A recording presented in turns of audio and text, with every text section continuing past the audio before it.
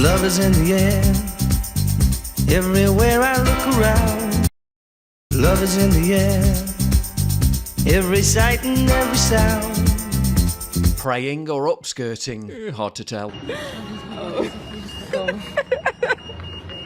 It's a weird way to mark Valentine's Day, but not as weird as this. My grandchildren and I painted some cards, Valentine cards, at the weekend, which we are going to be presenting to the men in the camp at Crowborough as a welcome. What? You told literal children to write Valentine's Day cards? A cultural observance primarily devoted to expressing romantic love, and plan to give them to 20-something illegal migrant men as a welcome from the children. In the immediate aftermath of numerous cases of these very type of men preying on children, men from countries where adult-child relationships of this nature are permitted, in a town where schoolgirls are already being followed around by these men. Yeah, I'm sure the parents who protested against these migrant men being dumped on their town are gonna love that. When Jim Ratcliffe dared to state what the majority of the British public are thinking, they all lost their tiny minds. You can't afford, you can't have an economy with 9 million people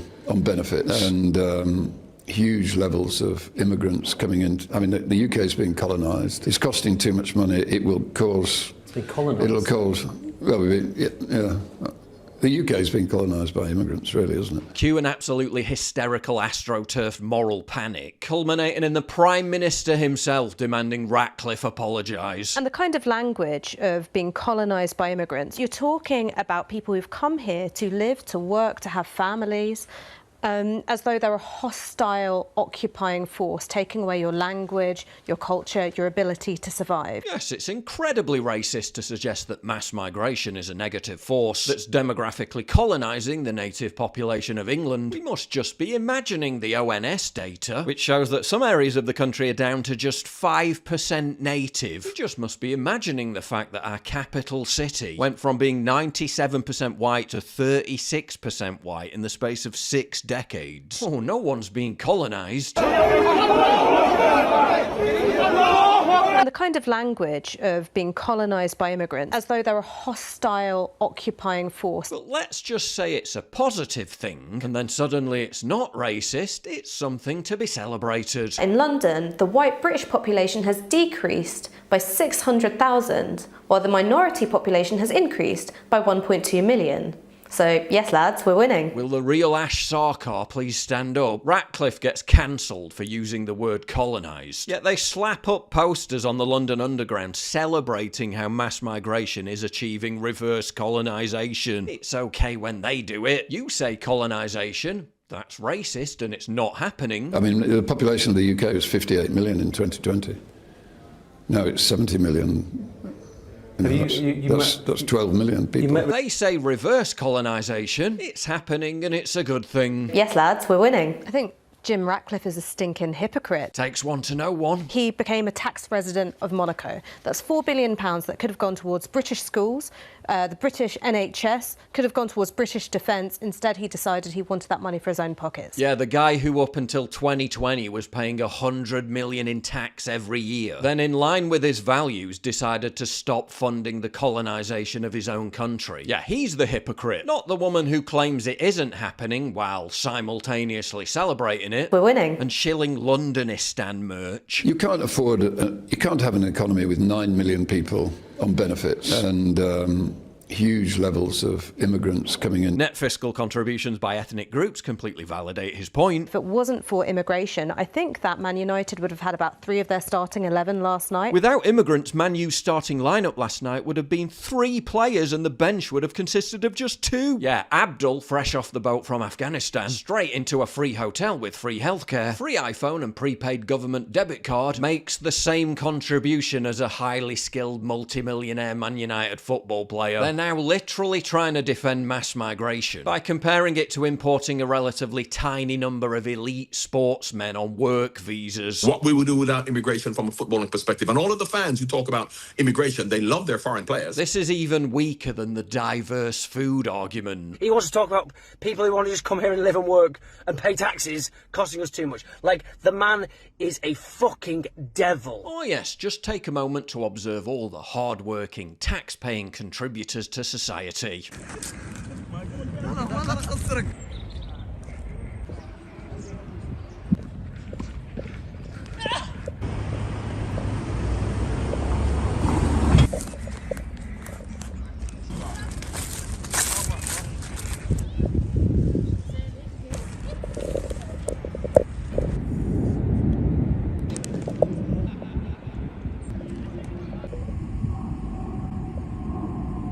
Destined, I'm sure, to go on to become top-end Premier League footballers. Your bone marrow stops producing stem cells after 40. That's not an opinion, that's biology. Your bone marrow is where your body makes repair cells. These are the cells that rebuild muscles, repair blood vessels, and help your body recover when something breaks down. Here's the scary part. By age 50, production drops by up to 75%. You literally stop healing yourself. That's why cuts heal slower. That's why recovery feels impossible. That's why aging suddenly hits all at once. But cocoa flavanols change that signal. This powder wakes your stem cells up like an alarm clock. And before you roll your eyes, this isn't some woo-woo nonsense. Harvard scientist Dr. William Lee backs it up. If you actually give people who have coronary artery disease, so they've got narrowing of their blood vessels and stiff, hard blood vessels, if you measure their stem cells and then see how many stem cells are floating around their blood, which is not many, then researchers have given them 2 cups of dark chocolate in the form of hot chocolate. That's it, 2 cups to have a day for 30 days. And at the end of 30 days, you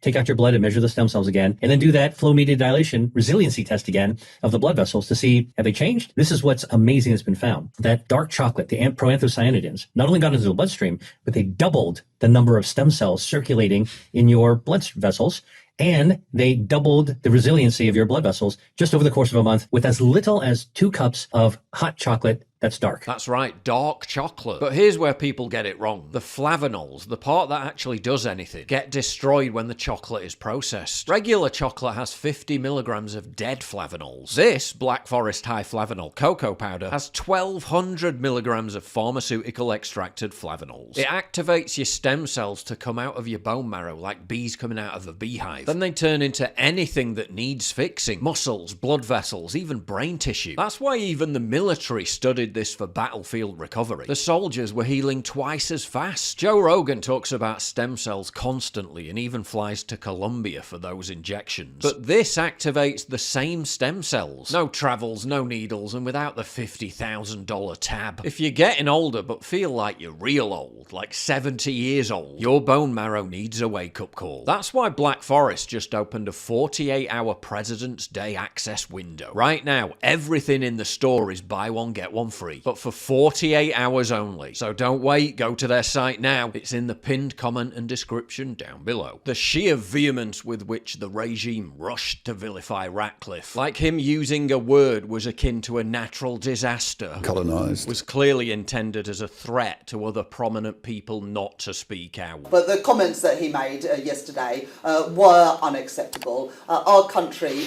benefits hugely from its diversity. So I would urge him to apologise for his offensive remarks. As well as a pretty big tell that their diversity is our greatest strength, containment measure is wearing increasingly thin. Because the population in 2000 was 58 million.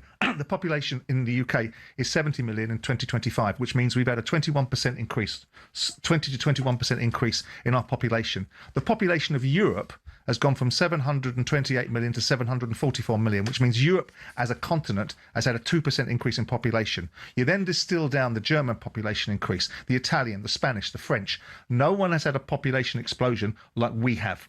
So to go to the sentiment about the population, irrespective of whether he said 2020 or 2000, he is right. The population explosion, however it's manifested itself, has created a strain on this country. Politicians are weaponizing this content and using it for their own end, right? But the reality of it is the premise of what he's saying is fundamentally correct. We have a welfare state which has 9 million people on it, which cannot continue. We have an immigration policy which is not working.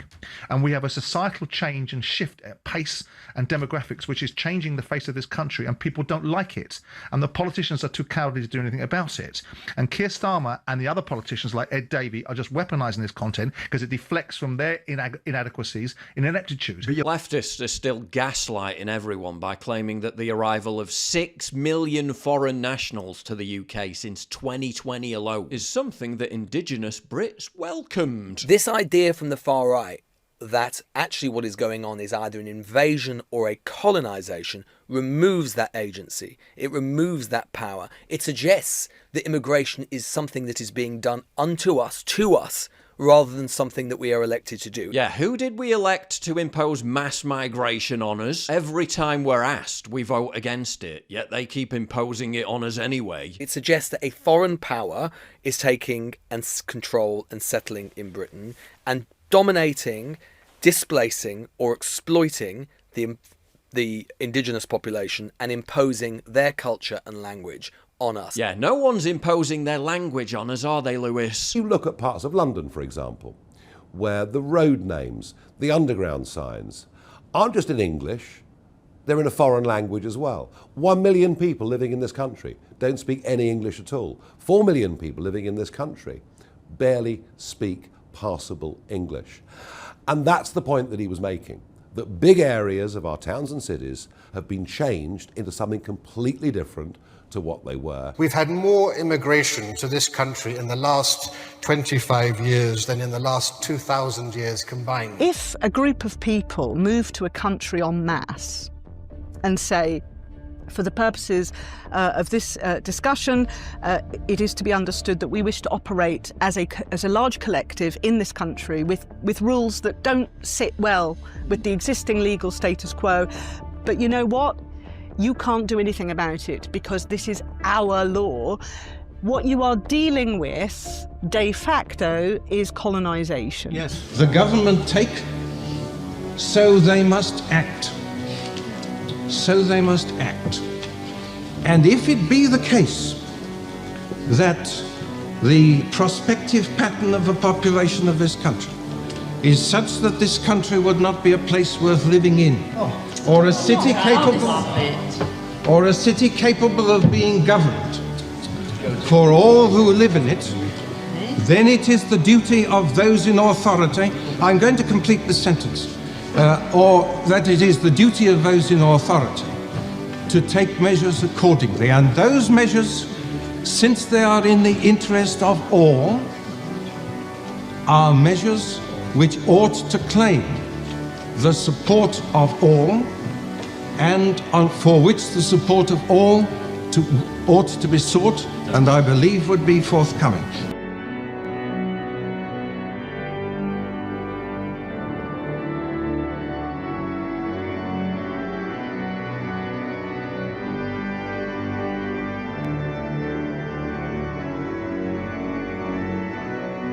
Meanwhile, on the continent, things are also feeling a bit colonisy. Ora andremo con Maya un po' in giro per la stazione e vedremo se ci sono ancora quelle persone che danno fastidio e che importunano le ragazze. You don't need a crystal ball to see where this one's going.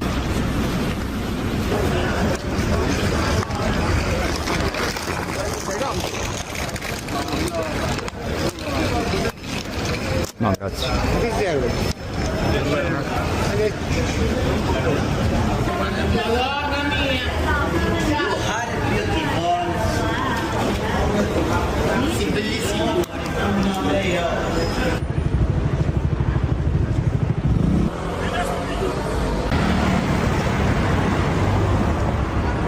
Excuse me. Che bella! Bella, bella. Ok, chiacchiera.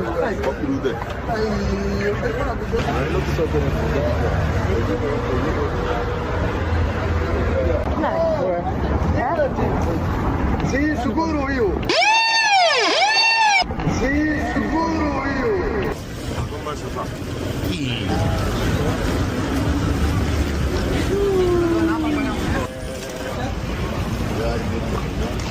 Anche tu bello, va? Tutti i t-shirts.